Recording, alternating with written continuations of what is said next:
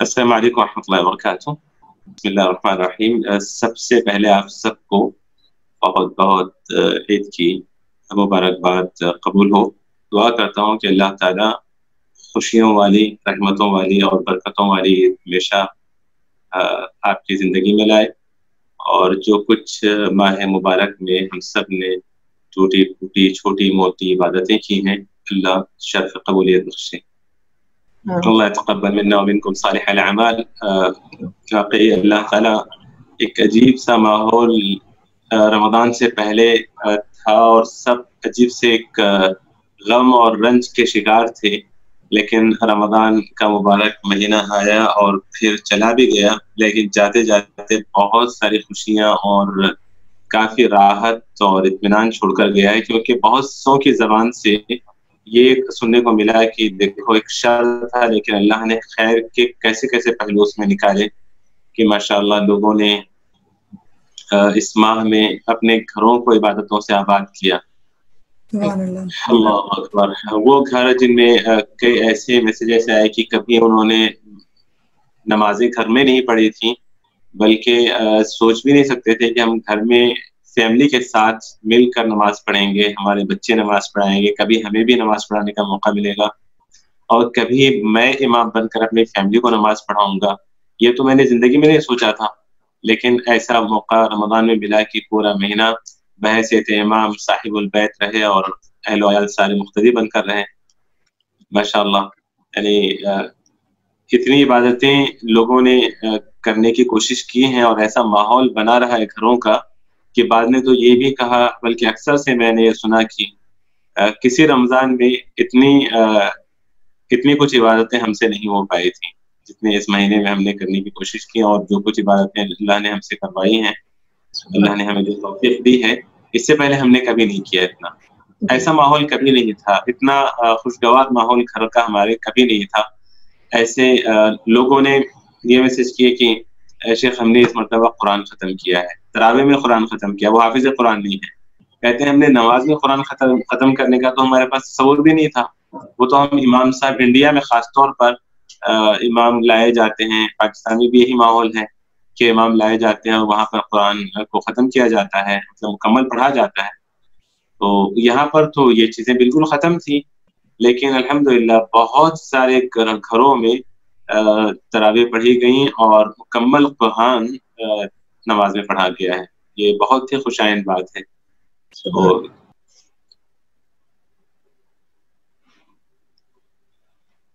چلیے، بسم اللہ الرحمن الرحیم، الحمد للہ والصلاة والسلام علی رسول اللہ وعلی آلہ وصحبہ ومن والہ، اما بعد۔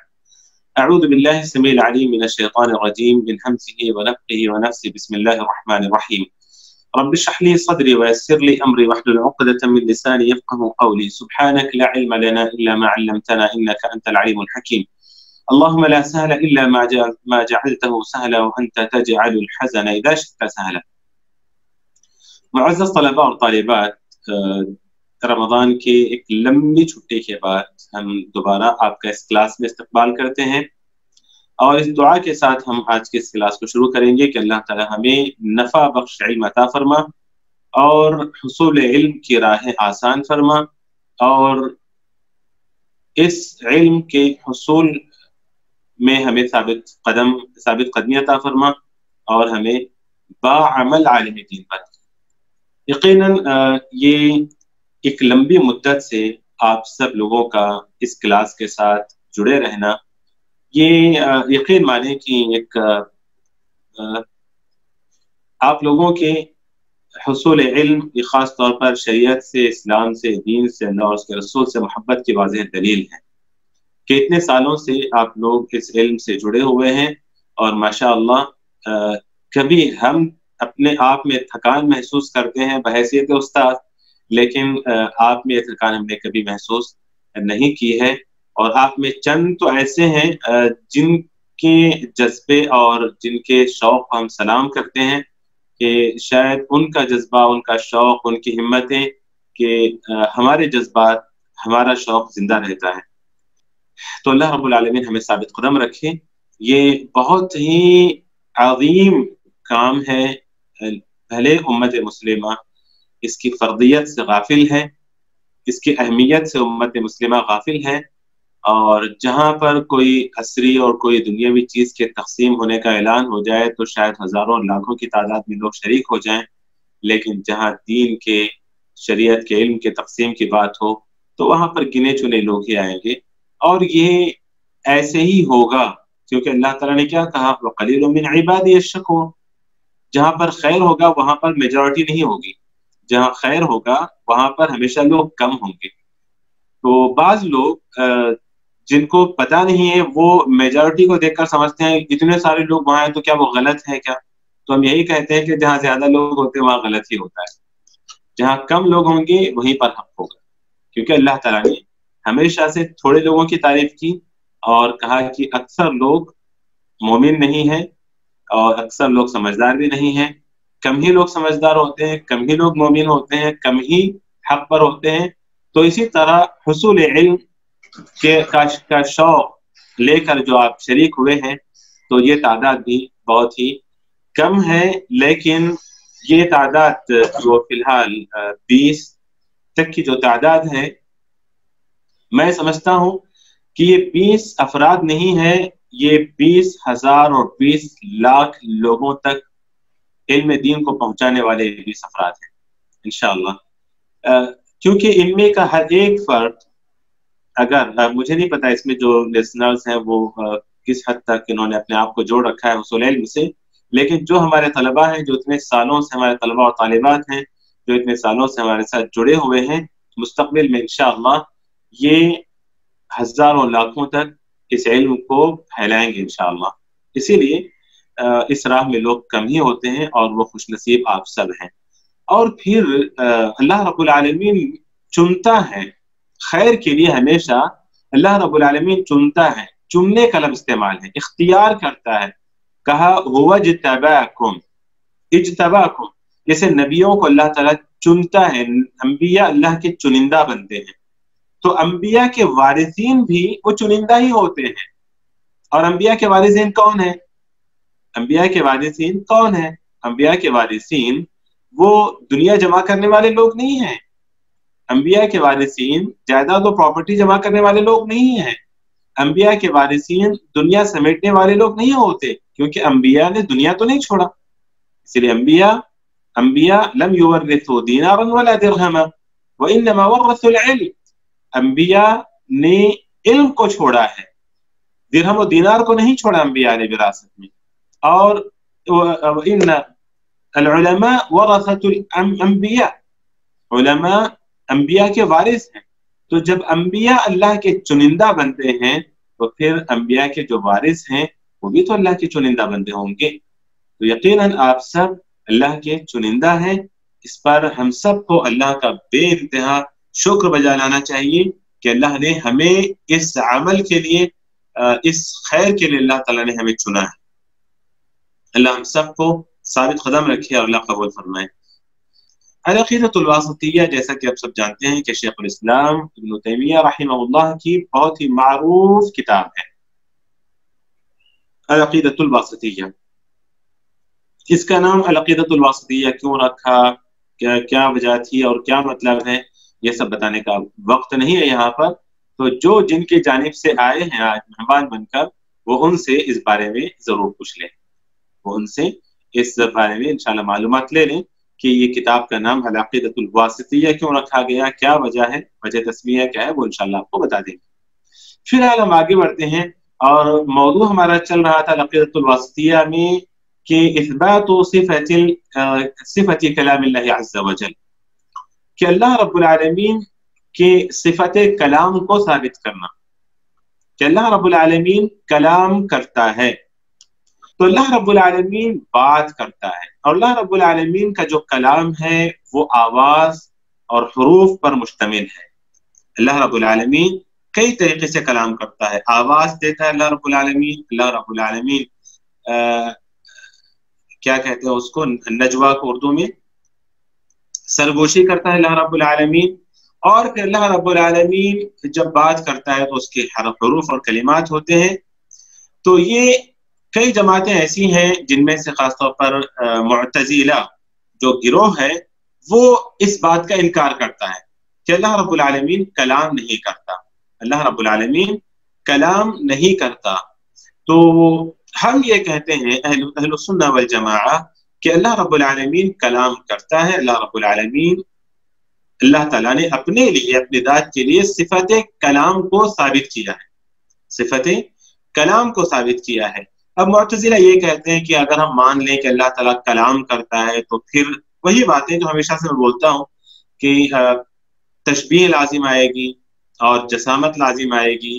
اب کلام کرنے کے لیے زبان کا ہونا ضروری ہے، فلاں کا ہونا ضروری ہے. تو ان تمام چیزوں کو سوچ کر اللہ رب العالمین کے صفت کلام کا انکار کرتے ہیں. اسی لیے وہ قرآن کو بھی اللہ کا کلام نہیں کہتے، وہ کہتے ہیں قرآن یہ اللہ کا کلام نہیں ہے، قرآن اللہ کی مخلوق ہے، قرآن اللہ کی مخلوق ہے. ایک بڑا فتنہ ہوا تھا غالباً اس موضوع کے بعد شیخ الاسلام ابن تیمیہ رحمہ اللہ نے اسی موضوع کو ذکر کیا ہے. انشاءاللہ ہم اس کو تفصیل سے پڑھیں گے، لیکن بالاختصار یہ میں بتا دوں کہ اس گروہ نے اللہ رب العالمین کے کلام کو بھی کلام نہیں مانا، مطلب قرآن کو اللہ کا کلام نہیں مانا. کہتے ہیں کہ قرآن اللہ کی مخلوق ہے، قرآن اللہ کی مخلوق ہے. تو سوچ کر دیکھیں کہ قرآن جب اللہ رب العالمین کی مخلوق ہم مان لیں تو اس کا بڑا نقصان کیا ہوگا؟ بہت سارے نقصانات. اور لیکن چھوٹی سی میں بات بتاؤں آپ کو، کچھ عام لوگوں کو بھی جو بات سمجھ میں آ سکتی ہے کہ اللہ کی جو مخلوق ہے وہ تو ختم ہونے والی ہے، جبکہ اللہ کا کلام اس کو بقا ہے، اس کو فنا نہیں ہے اللہ کے کلام کو.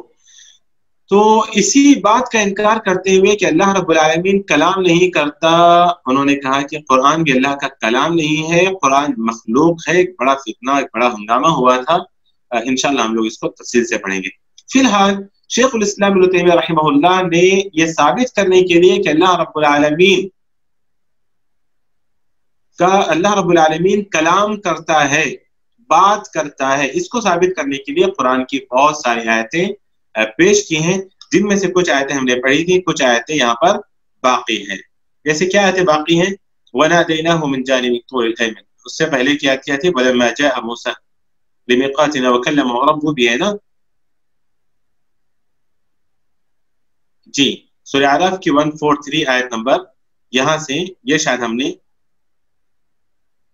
یہ آیت ہم نے پڑھنا تھا کہ وَلَمَّا جَاءَ مُوسَىٰ لِمِيقَاتِنَا وَكَلَّمَهُ رَبُّهُ. یہ واقعہ تو آپ سب جانتے ہیں، کوہ طور پر جانے کا واقعہ ہے کہ اللہ رب العالمین نے وَوَعَدْنَا مُوسَىٰ 40 لَيْلَةً جو 40 راتوں کا وعدہ کیا تھا. تو ٹھیک وقت پر حضرت موسیٰ علیہ السلام کوہ طور پر پہنچتے ہیں تو اللہ تعالیٰ کہتا ہے کہ وَكَلَّمَهُ رَبُّهُ. تو اللہ رب العالمین اس کے رب نے اس سے بات کی، تو کلمہ ربہ. اب یہاں پر ہر جگہ پر تعویل کی معتزلہ، حالانکہ وہ بھی قرآن کو مانتے ہیں، وہ بھی قرآن کو مانتے، لیکن یہاں پھر سے وہی تعویل، جیسے وَكَلَّمَ اللَّهُ مُوسَىٰ تکلیمہ میں کیا نا انہوں نے. اب جو گرامر جاننے والے ہیں وہ اس چیز کو سمجھتے ہیں، اور ہمارے طلبہ الحمدللہ گرامر کو جانتے ہیں. تو انہوں نے یہ کہا نا کہ وَكَلَّمَ اللَّهُ، اللہ کو انہوں نے کہا کہ اللہ مفعول نہیں، اللہ فاعل نہیں ہے، بلکہ اللہ تعالیٰ مفعول ہے اور وہاں موسیٰ فاعل ہے. اسی لیے انہوں نے کس طرح پڑھا؟ وَكَلَّمَ اللَّهَ مُوسَىٰ تکلیمہ، کہ موسیٰ نے اللہ سے بات کی، جبکہ ہم جو قرآت پڑھتے ہیں اس میں ہم اللہ کہتے ہیں. وَكَلَّمَ اللَّهُ یعنی اللہ کو ہم فاعل بناتے ہیں، ہے نا. ان کے وَكَلَّمَ اللَّهُ مُوسَىٰ تکلیمہ کہ اللہ رب العالمین نے کہا کہ اللہ نے موسیٰ سے بات کی، اللہ نے موسیٰ سے بات کی. تو موسیٰ مفعول ہو گئے، اللہ تعالیٰ فاعل ہو گئے. لیکن جو گروہ اس بات کا انکار کرتے ہیں کہ اللہ تعالیٰ کلام نہیں کرتا، وہ کہتے ہیں کہ وَكَلَّمَ اللَّهَ موسیٰ تکلیمہ، اللہ کو مفعول بنا دیتے ہیں اور موسیٰ کو فاعل. میں بتا چکا ہوں اس سے پہلے. اور اسی طرح اس کے بعد کی بھی جو آیت ہے وَلَمَّا جَاءَ مُوسَىٰ لِمِيقَاتِنَا وَكَلَّمَهُ رَبُّهُ، وَكَلَّمَهُ رَبَّهُ کہتے ہیں، اور یہاں بھی ایسی مسئلہ ہے. لیکن ہم لوگ کس طرح پڑھتے ہیں، اور جو اہل سنت والجماعت کا عقیدہ ہے کہ وَكَلَّمَهُ رَبُّهُ، کہ انہوں نے یعنی ان کے رب نے ان سے بات کی. کن کے رب نے کن سے بات کی؟ موسیٰ کے رب نے موسیٰ سے بات کی. تو لما جاء موسیٰ لمیقاتنا وکلمہ ربہ. اور پھر اس کے بعد کی جو آیت کریمہ ہے ونادیناہ من جانب الطور الایمن، سورہ مریم کی آیت نمبر 52 ہے وَنَادَيْنَاهُ مِنْ جَانِبِ الطُّورِ الْأَيْمَنِ وَقَرَّبْنَاهُ نَجِيًّا. اللہ اکبر. دیکھیے میں ہر آیت کی تفسیر نہیں بیان کر رہا ہوں، میں جس طرح پہلے کرتا تھا اس سے کافی وقت جا رہا تھا اور مقصد حاصل نہیں ہو رہا تھا، تو اس لیے میں تیزی سے گزر رہا ہوں. میں اہم جو ہمارے موضوع سے متعلق جو بات ہے بس وہ ہم لیتے ہیں اور آگے بڑھ جاتے ہیں، ٹھیک ہے؟ ورنہ تفسیر کے حصے میں تو آپ لوگ ماشاءاللہ تفسیر تو پڑھ ہی رہے ہیں آپ سب. فی الحال ہم لوگ جیسا کہ میں نے اس سے پہلے بھی اعلان کیا تھا کہ پہلے ہم ہر آیت کی تفسیر بیان کرتے تھے، لیکن اب ایسا نہیں کریں گے ہم لوگ، ورنہ اسی کتاب میں رہ جائیں گے. جبکہ عقیدے کی اور بھی بڑی اہم کتابیں ہیں، وہ بھی ہمیں پڑھنا ہے، اور عقیدے کے علاوہ پھر اور آگے دوسرے موضوعات ہیں وہ بھی ہمیں پڑھنے ہیں انشاءاللہ. بہت کم وقت ہمارے پاس رہ گیا ہے. تو وَنَادَيْنَاهُ مِنْ جَانِبِ الطُّورِ الْأَيْمَنِ وَقَرَّبْنَاهُ نَجِيًّا.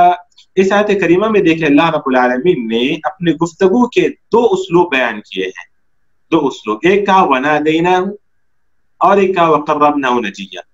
ایک آواز دی، اللہ رب العالمین نے آواز دی. تو ظاہر سی بات ہے ندا کے اندر آواز ہوتی ہے، ندا بغیر آواز کے نہیں ہوتی. تو کیسے وہ لوگ انکار کرتے ہیں اور کہتے ہیں کہ اللہ رب العالمین کلام نہیں کرتا، اور اللہ رب العالمین اگر کلام کو مانے بھی تو اس میں آواز نہیں ہے، اس میں حروف نہیں ہے. تو جبکہ یہاں پر اللہ رب العالمین نے کہا وَنَادَيْنَاهُ، ہم نے پکارا انہیں، ہم نے آواز دی. تو ندا کے اندر آواز ہوتی ہے. ندا تو اس گفتگو کا ایک اسلوب اللہ نے جو ذکر کیا یہاں پر، کہا وَنَادَيْنَاهُ، ہم نے آواز دی. تو نادینا میں جو ضمیر ہے وہ اللہ رب العالمین کی طرف ہے. نادینا ہم نے آواز دی، ضمیر متکلم ہے. وَنَادَيْنَاهُ اور ہو کی جو ضمیر ہے وہ موسیٰ علیہ السلام کی طرف ہے، ظاہر سی بات ہے کیونکہ وہ وہی واقعے کا تسلسل چل رہا ہے وہاں پر. تو وَنَادَيْنَاهُ مِنْ جَانِبِ الطُّورِ الْأَيْمَنِ وَقَرَّبْنَاهُ نَجِيًّا. اور دوسرا جو گفتگو کا اسلوب ہے وہ ہے سرگوشی، ہم نے اس کو قریب کیا سرگوشی کرتے ہوئے. تو نجیًّا اس میں آواز نہیں ہے. اور پھر دوسری بات یہ ہے کہ ندا دونوں میں، منادا اور مناجا میں فرق یہ ہے کہ المنادات تکون للبعید والمناجات تکون للقریب، کہ منادا جو دور ہے اس کے لیے ہوتا ہے اور مناجا جو قریب ہے اس کے لیے ہوتا ہے. سرگوشی انسان کوئی دور بیٹھا ہوا انسان اس سے سرگوشی نہیں کرتا. ویسے آج کل تو جو جدید وسائل آ گئے ہیں اس میں فونوں پر سرگوشی انسان کر لیتا ہے، لیکن قریب تو ہو جاتا ہے نا اس میں. تو ندا دور کے لیے ہے اور مناجا قریب کے لیے ہے. تو اللہ رب العالمین نے گفتگو کے دونوں اسلوب یہاں پر بیان کیے ہیں کہ اللہ تعالیٰ سرگوشی بھی کرتے ہیں اور اللہ تعالیٰ ندا سے بھی گفتگو کرتے ہیں. کہ اللہ رب العالمین جیسے چاہے ویسے بات کرتے ہیں، جیسا کہ اہل سنت والجماعت کا عقیدہ ہے کہ اللہ رب العالمین کلام کرتا ہے جس سے چاہتا ہے، جب چاہتا ہے اور جیسے چاہتا ہے. اللہ رب العالمین کلام کرتا ہے اپنے بندوں جس سے چاہتا ہے، جب چاہتا ہے اور جیسے چاہتا ہے. اللہ رب العالمین کلام کرتا ہے تو اللہ رب العالمین ندا کے ذریعے کلام کرتا ہے. اللہ رب العالمین نجوا یعنی سرگوشی کے ذریعے بھی اللہ تعالیٰ کلام کرتے ہیں. اس کے بعد کیا ہے؟ وَنَادَاهُمَا رَبُّهُمَا وَإِذْ نَادَى رَبُّكَ مُوسَى أَنِ ائْتِ الْقَوْمَ الظَّالِمِينَ وَإِذْ نَادَى رَبُّكَ مُوسَى أَنِ ائْتِ الْقَوْمَ الظَّالِمِينَ. غور کریں یہاں پر کہ وَإِذْ نَادَى رَبُّكَ مُوسَى، کہ یاد کرو اس وقت کو جب بھی قرآن کے اندر وَإِذْ سے اگر آیت شروع ہوتی ہے قرآن کی تو یاد رکھیں اس سے پہلے وَاذْكُرْ یہ فعل محذوف ہوتا ہے. یہ فعل محذوف ہوتا ہے. مطلب کیا ہے اس کا؟ وَإِذْ نَادَى کیسے ترجمہ کرتے ہیں ہم لوگ؟ اور یاد کرو اس وقت کو جب آواز دی، ندا دی تمہارے رب نے موسیٰ کو. یاد کرو اس وقت کو جب تمہارے رب نے ندا دی موسیٰ کو. وَاذْكُرْ إِذْ نَادَى رَبُّكَ مُوسَى. تو اللہ رب العالمین نے ندا دی، اور ندا آواز کے ذریعے اور دور جو ہے اس کے لیے. وَإِذْ نَادَى رَبُّكَ مُوسَى. اور یہاں پر اللہ تعالیٰ نے کیا ندا دی وہ بتایا. کیا ندا دی؟ أَنِ ائْتِ الْقَوْمَ الظَّالِمِينَ. لوگ انکار کرتے ہیں، دیکھیے میں ترجمہ نہیں کر رہا ہوں، لوگ انکار کرتے ہیں کہ اللہ تعالیٰ کلام کرتا ہے تو ہم جب کلام کرتے ہیں تو ہمارا کلام لکھا جاتا ہے، پڑھا جاتا ہے، اس میں حروف ہوتے ہیں، ہے نا؟ اللہ رب العالمین کے کلام میں حروف نہیں ہوتے. یہ انکار کرتے ہیں، معتزلہ نے یہی کہا. لیکن قرآن کی یہ آیت کریمہ ہمیں بتا رہی ہے کہ وَإِذْ نَادَى رَبُّكَ مُوسَى، اللہ نے کیا آواز دی، کیا کہا اللہ تعالیٰ نے؟ इतिल कौम ज़ालिमीन, यानी इतिल कौम ज़ालिमीन के वो आए जालिम कौम के पास। तो वो निदा क्या थी, क्या निदा थी वो, समझ रहे हैं आप लोग? निदा क्या थी? जी शेख साहब, सरगोशी वाली, सरगोशी वाली। वो निदा क्या थी? निदा क्या थी कि वो जालिम कौम के पास जाएं। हाँ, ये निदा है, ये निदा है। मैं बोलूंगा ए इब्राहिम खाना खा लो, मैंने किस बात की निदा लगाई? खाना खाने की। वो खाना खा ले, है ना? लेकिन किसको आवाज दी है? इब्राहिम को। इब्राहिम को आवाज दी। और किस चीज की निदा लगाई मैंने? कहा खाना खा लो। तो ये है कलिमा, मतलब निदा ये है। तो अल्लाह रब्बुल आलमीन ने जब आवाज लगाई, निदा लगाई, और क्या कहा? इतिल कौम ज़ालिमीन।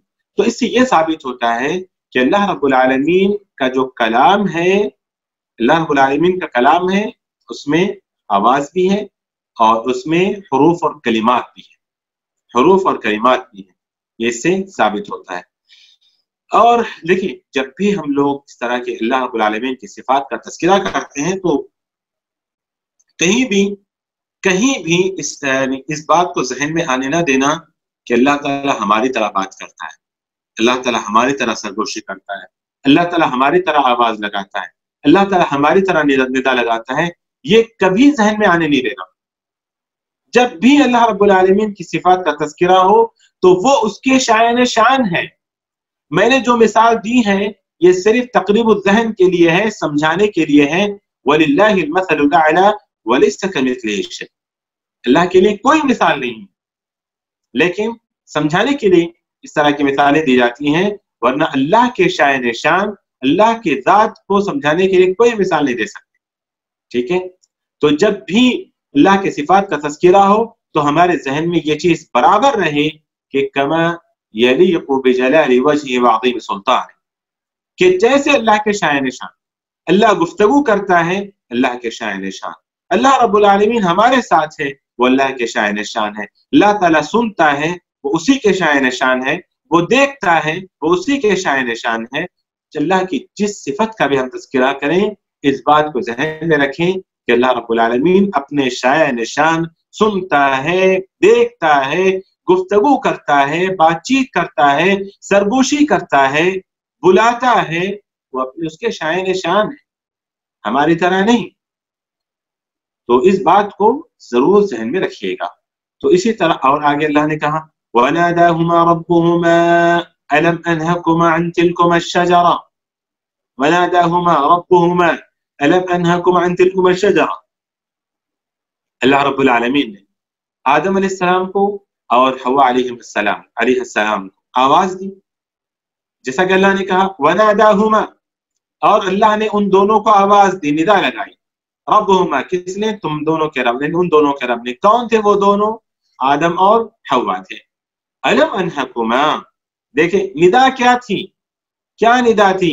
अलम अनहकुमा अन तिलकुमा अश-शजरा, क्या मैंने तुम दोनों को मना नहीं किया था कि उस दरख्त के करीब न जाए? उस दरख्त से मैंने तुम दोनों को मना नहीं किया था? क्या मैंने तुम दोनों को मना नहीं किया था उस दरख्त से? तो ये निदा है अल्लाह रब्बुल आलमीन की। मतलब ये है कि अल्लाह रब्बुल आलमीन ने जो कलाम किया है उसके हुरूफ और कलिमात भी होते हैं, और वो ये हैं जैसा कि अल्लाह ताला ने खुद यहाँ जिक्र किया है वनादाहुमा रब्बुहुमा अलम अनहकुमा अन तिलकुमा अश-शजरा। तो इससे भी अल्लाह रब्बुल आलमीन के कलाम को साबित किया गया है। और उसके बाद की जो आयत करीमा है वयौम युनादीहिम फयक़ूल ऐन शुरकाई अल्लज़ीना कुन्तुम तज़अमून, क़यामत के दिन अल्लाह रब्बुल आलमीन आवाज देंगे, निदा लगाएंगे। वयौम युनादीहिम, जिस दिन अल्लाह ताला निदा लगाएंगे। निदा उसलूब का एक अंदाज, यानी गुफ्तगू का एक उसलूब, गुफ्तगू का एक उसलूब है निदा लगाना, आवाज देकर बात कर। और दूसरा अल्लाह ने कहा फयक़ूल, तो वो कहेगा। तो इस आयत करीमा में अल्लाह रब्बुल आलमीन के निदा लगाने को भी अल्लाह ताला ने साबित किया है, और फिर अल्लाह रब्बुल आलमीन ने कौल को भी साबित किया है। कहा वयौम युनादीहिम फयक़ूल, यानी दो तरीके से अल्लाह रब्बुल आलमीन ने कलाम को साबित किया, एक निदा और एक कौल के जरिए। तो ये जितनी आयतें अभी आपके सामने पेश की गई हैं, इन तमाम आयतों से ये साबित होता है कि अल्लाह रब्बुल आलमीन अपने बंदों से जिससे चाहे गुफ्तगू करते हैं, जब चाहे गुफ्तगू करते हैं और जैसा चाहे गुफ्तगू करते हैं। और यही अकीदा है अहले सुन्नत वल जमाअत का। और गुफ्तगू करते हैं तो अल्लाह रब्बुल आलमीन की जो गुफ्तगू है वो उसमें हर्फ भी होते हैं और आवाज भी होती है जो सुनी जा सकती है, क्योंकि अल्लाह रब्बुल आलमीन ने कहा कि वो निदा लगाता है, अल्लाह रब्बुल आलमीन ने कहा वो सरगोशी करता है, अल्लाह ने कहा कि यक़ूल वो कहता है, और अल्लाह ताला ने तकल्लम। तो निदा, नजवा और कौल और कलाम, ये चारों अल्फाज अल्लाह रब्बुल आलमीन ने अपने गुफ्तगू के लिए, अपने कलाम के लिए साबित किए। ने कलाम के अल्लाह ताला ने चारों कलिमात को इस्तेमाल किए, निदा का लफ्ज इस्तेमाल किया, नजवा का लफ्ज यानी सरगोशी का लफ्ज इस्तेमाल किया, और कौल का लफ्ज इस्तेमाल किया, और कल्लमा तकलीम का लफ्ज भी अल्लाह ताला ने इस्तेमाल किया है। तो ये अहले सुन्नत वल जमाअत का अकीदा है जो हमने अभी तक इन सारी आयतों से समझने की कोशिश की है। मैं समझता हूँ कि यहाँ पर हम रुकते हैं और अल्लाह ताला से दुआ करते हैं कि अल्लाह रब्बुल आलमीन हमारे अकीदों की इस्लाह फरमा, और जैसे किताब और सुन्नत से अल्लाह रब्बुल आलमीन के अस्मा और सिफात को अल्लाह ने और अल्लाह के रसूल सल्लल्लाहु अलैहि वसल्लम ने अहादीस में साबित किया है, उसी तरह मानने की तौफीक अता फरमा, बगैर किसी तकीयफ के, कैफियत बयान करने के, बगैर किसी तशबीह के, बगैर किसी तमसील के, बगैर किसी तहरीफ के अल्लाह ताला अस्मा और सिफात पर, अस्मा और सिफात को मानने की तौफीक अता फरमा, और हर तरह की बदअकीदगी से अल्लाह हम सबकी हिफाजत फरमा। अल्लाह हमारा अकीदा वैसे हो जैसे सलफ का था, सहाबा का था, ताबईन और इम्मा का था, जिसकी खैरियत की रसूलुल्लाह सल्लल्लाहु अलैहि वसल्लम ने पेशनगोई देते हुए कहा, खैरुल कुरूनि क़र्नी सुम्मा अल्लज़ीना यलूनहुम। अल्लाह वो अकीदा हमें भी नसीब फरमा। आमीन। वसल्लल्लाहु वसल्लम व बारक अला नबीना मुहम्मद व अला आलिहि व सहबिहि अजमईन वल्हम्दुलिल्लाहि रब्बिल आलमीन। शेख साहब एक सवाल पूछना है मुझे कि जो अशायरा हैं, जब आपने पिछले में बताया था वकल्लम अल्लाहु मूसा तकलीमा, तो उसमें आपने बताया था कि शायरा ने जिस तरह उसको फाइल और मफूल में तब्दीली कर दी थी, तो जो अशायरा हैं वो तमाम मतलब अल्लाह के कलाम, ये निदा, नजवा और कौल और कलाम, इन सबको इनकार करते हैं या वो कलाम को मानते हैं? क्योंकि मुतज़िला तो इनकार करते हैं। अशायरा देखिए, सबसे पहले मैं आपको बता दूं कि इंशाअल्लाह अल अदियान वल फ़िरक़ एक बहुत ही अहम मौजू है। अल अदियान वल फ़िरक़ आप लोग पढ़ने वाले हैं इंशाअल्लाह, उसमें बहुत तफसील से आप लोग इंशाअल्लाह पढ़ेंगे शेख हमारे उस्ताद अब्दुल हफीज हफिज़हुल्लाह के पास। बिलख्तिसार ये कि अशायरा अल्लाह के अस्मा और सिफात का इनकार नहीं करते हैं, अशायरा अल्लाह के अस्मा और सिफात में तावील करते हैं अशायरा। और ये हम हिंदो पाक के लोगों की, बल्कि मुत्तहिदा हिंदुस्तान की एक बड़ी बदनसीबी रही है कि हमारे बहुत सारे उलमा और ख़ास तौर पर अहनाफ उलमा अशारी अकीदे से काफ़ी मुतासिर हो गए। हिंदो पाक के उलमा जिन्होंने सलफ को ज़्यादा नहीं पढ़ा, वो अशारी अकीदे से ज़्यादा मुतासिर हो गए, तो उन्होंने भी अल्लाह के अस्मा और सिफात में तावीलात करना शुरू कर दिया। इनकार नहीं करते हैं, तावील करते हैं ये लोग। जैसे मैं अक्सर वो मिसाल देता हूँ जो समझने के लिए आप लोग, क्योंकि वो पढ़ चुके हैं आप लोग, तबारकल्लज़ी बियदिहिल मुल्क वाली जो मिसाल है कि तबारकल्लज़ी बियदिहिल मुल्क, तो बहुत सारे उर्दू तर्जुमे आप देखेंगे, लोग लिखते हैं कि बड़ी बाबरकत है वो ज़ात जिसके कब्ज़े कुदरत में बादशाहत है। तो यद का तर्जमा, हाथ का तर्जमा हाथ नहीं करते, बल्कि कहते हैं कि कब्ज़े कुदरत। कहते हैं हाथ मानेंगे तो फिर एक जिस्म लाजिम आएगा, तो तावील कर देते हैं, तशबीह का इनकार करते हैं, वो तशबीह का इनकार करते हैं लेकिन तावील करते हैं। तो हमें उनमें यही फर्क है कि क्यों तावील कर रहे हो आप, क्यों तावील करते हो? तो हमारे अहले सुन्नत वल जमात मतलब हिंदो पाक के उलमा अशारी अकीदे से मुतासिर हुए اور اسی لیے وہ اللہ رب العالمین کی ایسے تمام جگہوں پر وہ اللہ کے ہاتھ کو ہاتھ نہیں مانتے. تو جہاں بھی اللہ کی صفات آتی ہیں وہاں پر وہ تعویل کر دیتے ہیں کہ اللہ تعالیٰ غصہ ہوتا ہے تو اس کا یہ مطلب ہے، اللہ تعالیٰ ہنستا ہے تو اس کا یہ مطلب ہے، اللہ رب العالمین اترتا ہے آخری آسمان پر تو اس کا یہ مطلب ہے. ہر چیز کی ان کے پاس تعویل ہے. اہل السنہ والجماعہ تعویل نہیں کرتے، تحریف نہیں کرتے، تشبیہ نہیں دیتے، تحریف نہیں کرتے، تکییف کیفیت نہیں بیان کرتے. جیسے اللہ نے کہا ہے ویسے مان لیتے ہیں. اللہ نے کہا ہاتھ ہے، اللہ نے اپنے لیے ہاتھ کو ثابت کیا، ہم ہاتھ کو ثابت کرتے ہیں. لیکن اللہ کا ہاتھ وہ اس کی شان ہے. اللہ رب العالمین کا ہاتھ وہ ہماری طرح ہاتھ نہیں ہے. ہاں معمولی سی بات ہے. دنیا میں اتنی ساری مخلوقات ہیں کہ میرا ہاتھ ہاتھی کے ہاتھ کی طرح نہیں ہے، اور نہیں ہاتھی کا ہاتھ میرے ہاتھ کی طرح ہے. بکری کا ہاتھ میرے ہاتھ کی طرح نہیں ہے، میرا ہاتھ بکری کے ہاتھ کی طرح نہیں ہے. چیوٹی کا ہاتھ بھی ہے لیکن اس کا ہاتھ میرے ہاتھ کی طرح نہیں ہے، میرا ہاتھ اس کے ہاتھ کی طرح نہیں ہے. تو یہ تو اللہ رب العالمین ہے، خالق کائنات ہے، خالق ارض و سما ہے. تو کیسے ہم تشبیہ دیتے ہیں اور کیسے ہمارے دماغ میں یہ بات آتی ہے کہ اگر ہم ہاتھ مان لیں گے تو جسم لازم آئے گا اور یہ ہوگا وہ ہوگا. نہیں، وہ اس کے شان ہوگا. تو ایسے ہی تمام صفات میں ہمارا عقیدہ ہی ہوگا. تو اشعری جو عقیدہ ہے وہ تعویل کا عقیدہ ہے، تعویلات کرتے ہیں وہ لوگ. اردو میں ایک لفظ استعمال کرتے ہیں، دیکھیے بعض لوگ اردو بولنے والے، اردو تقریر کرنے والے بولتے ہیں کہ سب کچھ اللہ کے دست قدرت میں ہے. تو علماء نے اس سے انکار کیا، کہا کہ دست قدرت نہ بولے، یہ تعویل والا لفظ ہے.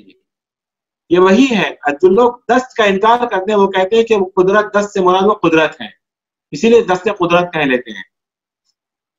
تو ایسے بہت سارے اردو میں بھی کلمات اردو زبان میں بہت سارے ایسے الفاظ آ گئے ہیں، اور اردو ترجمے میں بھی بہت سارے ترجمے ایسے آ گئے ہیں جس میں تعویل کی گئی ہے.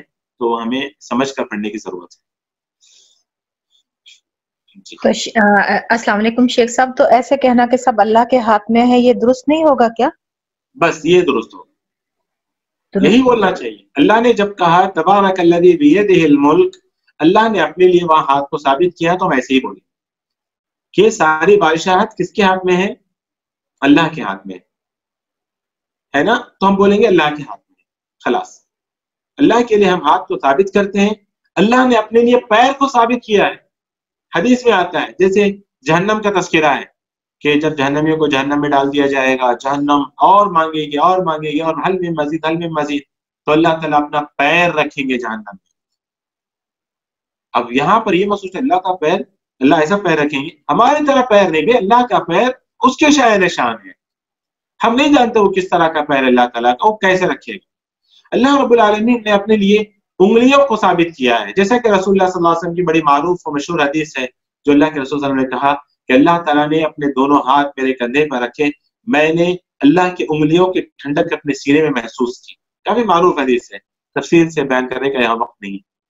تو اللہ رب العالمین نے اور اللہ کے رسول نے جو چیزیں اللہ کے لیے ثابت کی ہیں، ہم کو ویسے ہی ان چیزوں کو ماننا ہے.